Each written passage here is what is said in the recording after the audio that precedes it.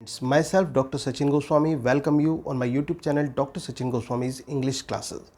Dear friends, as you know very well that I am teaching you and making you prepared for UP TGT, PGT examination, KVS, NVS, TGT, PGT, DSSB examination and UGC NET.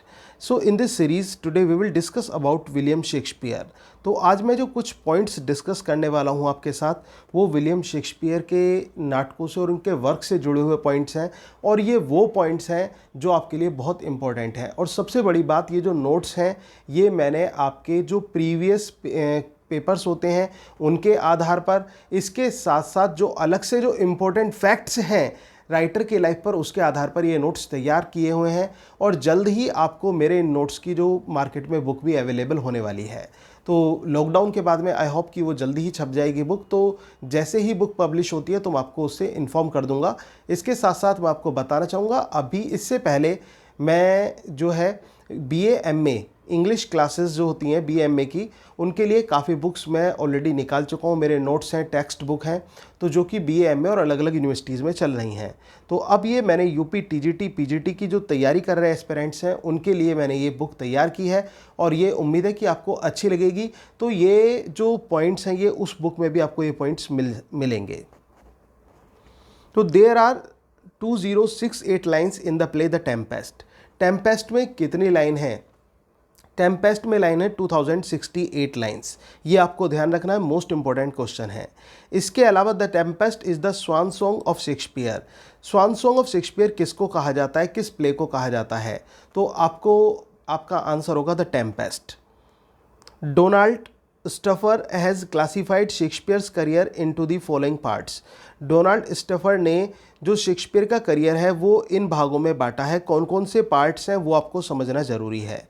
सबसे पहला the country mouse, the school of love, the garden of Eden, the unweeded garden, the dark tower और road to freedom, a world of images. ये part है. अब question कैसे आ सकता है? Question ये आ सकता है इनमें से कौन सा पार्ट है जो डोनाल्ड स्टफर ने क्लासिफाइड किया है शेक्सपियर के करियर को, या फिर ऐसा आ सकता है इनमें से कौन सा नहीं है. तो इस तरह से पूछा जा सकता है. तो ये आपको इसका आंसर इस तरह से देना होगा. तो ये जो पार्ट्स हैं डोनाल्ड स्टफर ने क्लासिफाइड किया शेक्सपियर के करियर को. अब इसके बाद the Globe theatre open in 1599. Globe theatre कब ओपन हुआ? 1599 में ओपन हुआ. His life was gentle and the elements so mixed up in him that nature mix stand up and say to all the world this was a man. ये statement किसने किसके लिए कहा है? This is the statement said bye Mark Antony to Brutus in the play Julius Caesar, act 5th scene 5th. ये 5th scene में, act 5th में ये कहा गया है. ये 5वां एक्ट है आपका और दृश्य भी 5वां ही है. तो ये स्टेटमेंट कहा गया था. So I just repeated, his life was gentle and the element so mixed up in him that nature mix stand up and say to all the world this was a man. Mark Antony to Brutus. Mark Antony ने Brutus के लिए कहा है ये. When my love swears that she is made of truth I do believe her though I know she lies. William Shakespeare sonnet 138 से बहुत ही famous line आई हैं जिसमें ये कहा गया है, when my love swears that she is made of truth.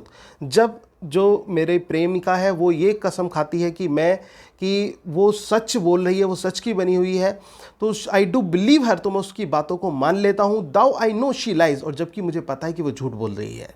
So this is from Shakespeare's Sonnet 138. Sexual possessiveness is the theme of A Midsummer Night's Dream. Sexual possessiveness जो है वो Midsummer Night Dream की theme है. Sexual possessiveness किस play की theme है? Midsummer Night's Dream की, क्योंकि इसमें सेक्सुअलिटीज़ को ज़्यादा रिप्रेजेंट किया है विलियम शेक्सपियर ने.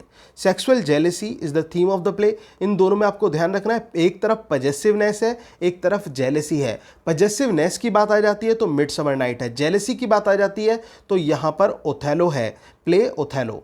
तो ओथेलो प्ले की जो थीम है वो सेक्सुअल जेलेसीज पर ही आधारित है. Foul deeds will rise though all earth overwhelm them to man eyes. ये लाइन कहाँ से ली गई है? ये हैमलेट प्ले से लाइन है, हैमलेट स्पीक्स टू हैमलेट। ये हैमलेट से कहता है। So I just repeat today's points. आज के मैं पॉइंट फिर से रिपीट कर देता हूँ।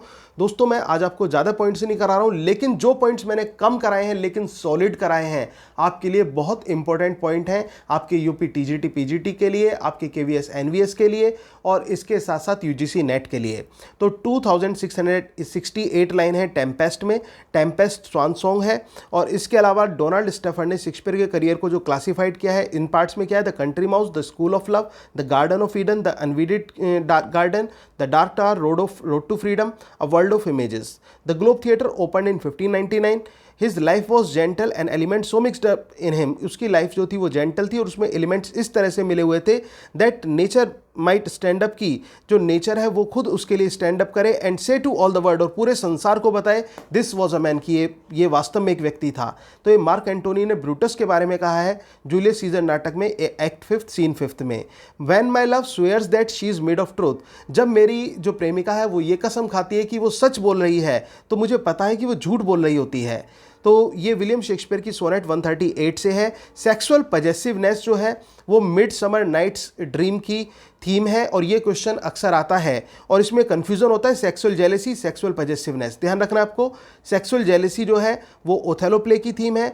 Fall deeds will rise the all the earth overwhelm to the man eyes, ये हैमलेट में हैमलेट ने कहा है।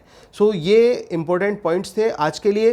दोस्तों उम्मीद है कि आपको ये पॉइंट्स पसंद आए होंगे, आपको मेरी वीडियो अच्छी लगी होगी। दोस्तों अगर आपको ये वीडियो अच्छी लगी या फिर जो मैं आपको लिटरेचर की तैयारी कर रहा हूँ, टीजीटी पीजीटी इंग्लिश के लिए करा रहा हूँ, वो आपको पसंद आ रही हो तो प्लीज़ चैनल को सब्सक्राइब कर लीजिए अगर आपने अभी तक नहीं किया है। And please do not forget to press the bell icon while subscribing this channel to get the regular update. Thank you very much. Yours Dr. Sachin Goswami.